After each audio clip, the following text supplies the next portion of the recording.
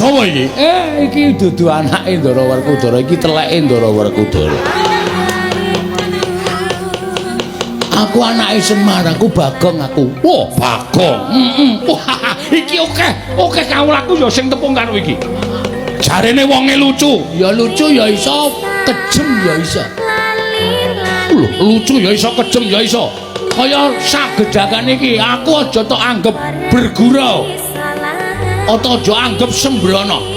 Ning kata-katamu sing kliwat saka ukuran kowe arep mboyong karo Bapak Semar. Sapa jenengmu Prabu sapa?